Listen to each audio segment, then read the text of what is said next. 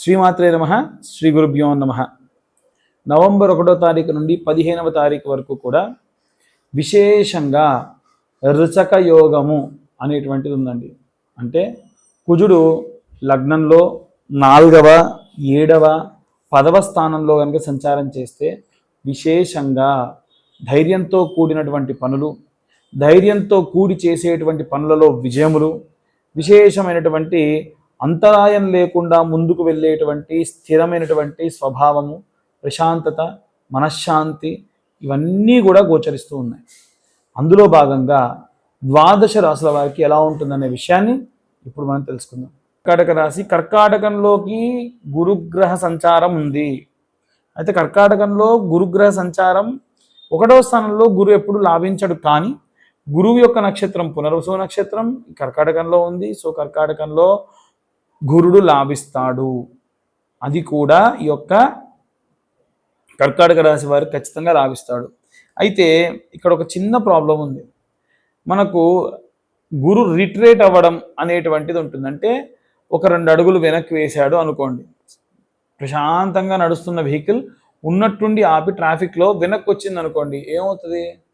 ఆ వెనకాల ఉన్నటువంటి వెహికల్స్ అన్నీ కూడా ఇబ్బంది పడతాయి. అంతే కదా, మనందరికీ అర్థం కావాలని చెప్తున్నాను. ఇప్పుడు ఒక ట్రావెల్ చేస్తున్నారు హైవే మీద, సడన్గా బండి ఆపితే వెనకాల ఉన్న వెహికల్స్ అన్నీ ఆగుతాయి, యాక్సిడెంట్స్ కూడా అవ్వచ్చు. సో ఈ రీట్రేట్ అవ్వడం లేదా తిరోగమనం అనేటువంటివి శని కానీ గురువు కానీ ఇవన్నీ కూడా చాలా లాంగ్ డిస్టెన్స్, చాలా రోజులు ఉండేటువంటి ట్రావెల్ చేసేటువంటి గ్రహాలు. సో ఈ గ్రహ సంచారాల్లో భాగంగా నవంబర్ నుంచి ఫిబ్రవరి టైం వరకు వీరికి ఇబ్బంది ఉంటుంది. అప్పటి వరకు కూడా పర్లేదు, కాస్త ప్రశాంతమైన వాతావరణమే ఉంటుంది. అందరికీ అర్థం కావాలని బయట మనందరికీ అర్థమయ్యే పరిభాషలో చెప్తున్నానండి. అదేంటండి, ఇప్పుడు నేను హైవేలో పోతుంటే నా కారు ఆగుద్దా అని అడగండి, ఎందుకంటే అది ఒక ఉదాహరణ మాత్రమే. ద్వితీయంలో కేతుగ్రహ సంచారము వెన్ను సంబంధితమైన ఇబ్బందులు, అసిడిక్ ప్రాబ్లమ్స్, బయట ఉన్నటువంటి ఈ కార్తీక మాసం కూడా ఈ యొక్క కర్కాటక రాశి వారికి విపరీతమైనటువంటి చలి నిమ్ము చేసి ఇబ్బంది పడతారు. దాంట్లో భాగంగా ఎన్నో ఇబ్బందులు పడతారు. అలాగే చతుర్థ స్థానంలో సూర్యుడు, అలాగే శుక్రుడు. సూర్యుడు ఎప్పుడూ కూడా ఏంటంటే చతుర్థ స్థానంలో వాస్తవంగా తల్లిదండ్రులకు సంబంధించి అధికరణ సిద్ధి, ఏవైనా సరే పనుల కోసం బయటికి వెళ్తే పనులన్నీ లాభించడం, వీటికి సంబంధించి ఆధారపడి ఉంటాడు. కానీ అక్కడ సూర్యుడు శుక్రుడి యొక్క ఇంట ఉండడం వలన అంత ప్రత్యేకమైనటువంటి పరిస్థితులు ఏవీ కనిపించవు. ఇబ్బందులు పడతారు, ముఖ్యంగా కుటుంబ సభ్యులు ఇబ్బంది పడతారు, భార్యాభర్తలు మాత్రం చాలా బాగుంటారు. ఎందుకంటే శుక్రుడు స్వక్షేత్రంలో ఉన్నాడు కాబట్టి. వృశ్చికంలోకి ఈ యొక్క రుచక యోగం అనేటువంటిది వచ్చేది కుజుడు తన సొంత క్షేత్రంలోకి వెళ్ళినప్పుడు. బుధుడు కూడా ఈ యొక్క వృశ్చికంలోకి వచ్చినప్పుడు కొంచెం డిస్కంఫర్ట్ ఫీల్ అవుతాడు, కానీ లాభిస్తాడు. వ్యాపారస్తులకు కూడా, అలాగే రైతులకు, చేతి వృత్తులకు, భూమిని నమ్ముకొని పనిచేసే వారందరికీ, ఆర్మీ, నేవీ, ఎయిర్ ఫోర్స్లో భాగంగా చూసుకుంటే ఆర్మీలో ఉన్న వారందరికీ కూడా లాభిస్తుంది. ఇవన్నీ కూడా గోచార రీత్యా చెప్పే విషయములు మాత్రమే. పూర్తిగా మీ జాతకం విశ్లేషణతో కావాలంటే మీ పేరు, మీ date of birth, time, place కింద ఉన్న నెంబర్కి వాట్సాప్ చేయండి.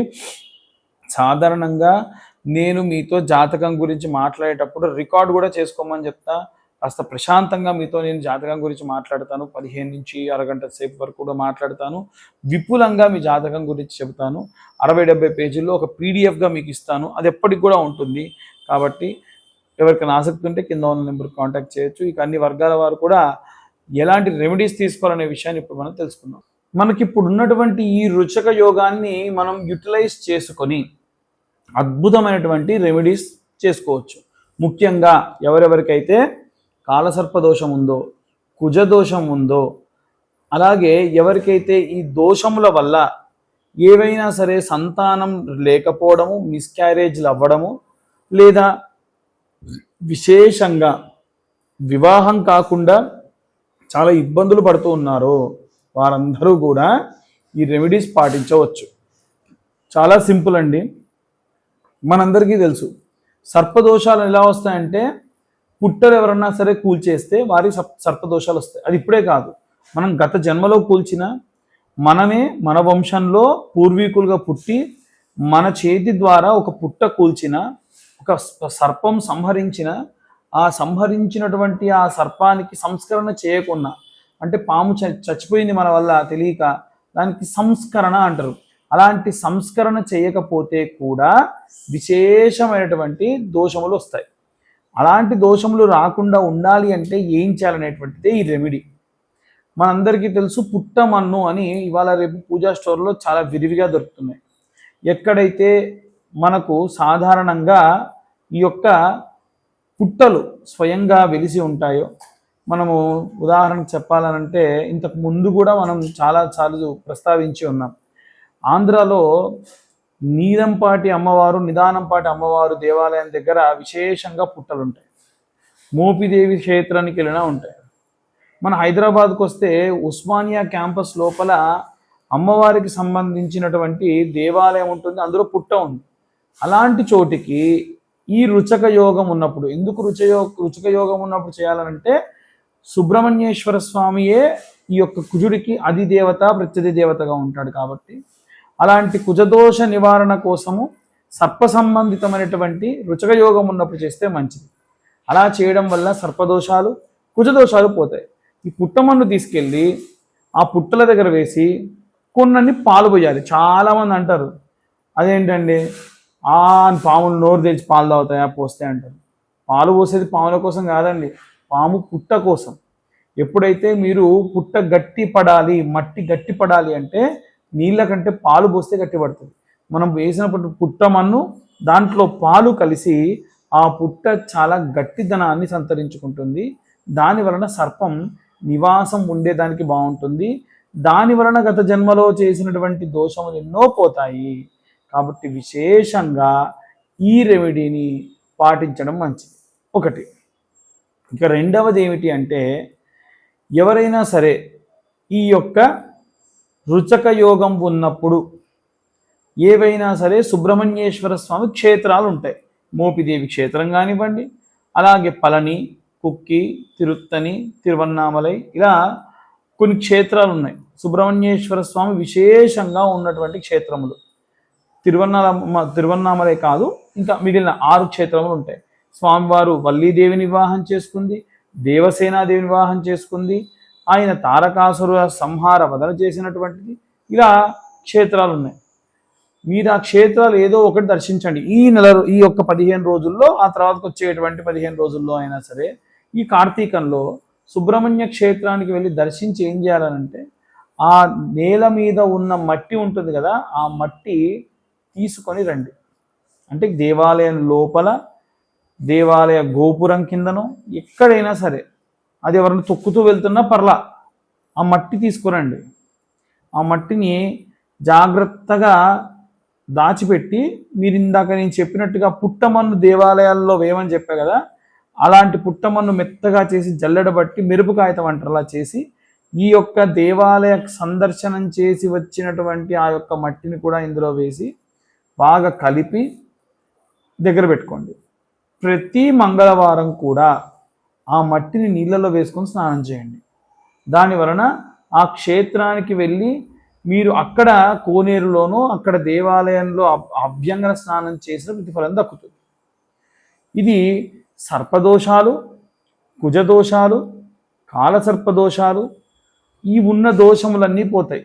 మనము ఇంతగా ఛానల్లో చెప్పేటువంటి దానికి కారణం ఏంటంటే, చాలామంది ఈ సమస్యలతో ఉన్నారు. మేము అన్ని పూజలు చేసుకోలేము, ఇన్ని పూజలు చేసుకోలేము అని చాలా ఇబ్బంది పడుతున్నారు. కాబట్టి వారి కోసమే ఇది చెప్పడం జరిగింది. అయితే ఎక్కడైనా సరే ఈ రుచక యోగం ఉన్నప్పుడు కార్తీక మాసంలో రావి చెట్టు, వేప చెట్టు కలిసి ఉన్నటువంటి ప్రదేశానికి వెళ్ళి అక్కడ వీలైతే ఏదైనా వండుకొని వెళ్ళి భోజనాలు ప్రసాదంగా స్వామివారికి, అక్కడ ఎక్కడన్నా సరే జంటనాగులు ఉంటే అక్కడ స్వామివారికి పెట్టి ఆ కింద కూర్చొని ఆ ప్రసాదం తిని, ప్రసాదం కూడా బెల్లపన్నం కానీ పులిహోర కానీ నైవేద్యంగా పెట్టి, ఆ తర్వాత మీరు అది తీసుకొని అక్కడ ప్రదక్షిణాలు చేయడం వలన విశేష సత్ఫలితాలు పొందుతారు. ఉసిరిక దీపాలు కూడా రావి చెట్టు కింద పెడితే మంచిది. ఉసిరిక దీపాలు దానం ఇస్తే మంచిది. అంతేకాకుండా 365 ఒత్తులు ఉంటాయి కదా, ఈ 365 ఒత్తులు చాలామంది వెలిగించేటప్పుడు ఒక అనుమానం ఏంటంటే, మనం రోజుకు ఒక ఒత్తితోనే దీపం వెలిగిస్తామా? మనం రోజు కూడా 3 దీపాలు కలిపి ఒక దీపం వెలిగించాలి కదా గురువు గారు. మరి మీరేంటండి 365 ఒత్తులు అంటున్నారు? 365 రోజులు ఇంటూ 3 కదా. నిజమే, 365 ఒత్తులు ఇంటూ 3 కలిపి దీపం వెలిగించండి, తప్పేముంది, మంచే కదా. కాబట్టి ఇలా కలిపి దీపం పెట్టొచ్చు. ఇంకొక డౌట్ ఏమిటంటే చాలామందికి, మా ఇంట్లో ఉన్న ప్రతి ఒక్కరికి ఒక్కొక్క 365 దీపాలు వెలిగించాలా, లేదా 365 ఇంటూ 3 ఇలా కలిపి ఒక్కొక్కళ్ళకు వెలిగించాలా? ఇంట్లో దీపం పెట్టారనుకోండి, రోజు దీపారాధన చేస్తున్నారు, మనిషికో దీపారాధన చేస్తారా? లేదు కదా. కాబట్టి ఇంటి యజమాని ప్రామాణికం, ఇంటి యజమానురాలు యజమాని ప్రామాణికం. ఇంట్లో యజమానురాలు పెడితే మంచిదే, తప్పులేదు. అంటే ఇంట్లో పెట్టడం కాదు, ఆ దీపాలు కూడా ఎక్కడైనా క్షేత్రంలో పెడితే మంచిది. మా కుటుంబం అంతా పెడతామండి, పెట్టొద్దా? తప్పేం లేదు, పెట్టుకోవచ్చు.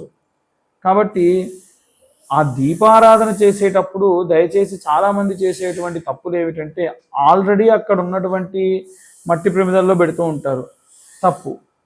మీరు కొత్త దీప ప్రమిద తీసుకొని పెట్టండి.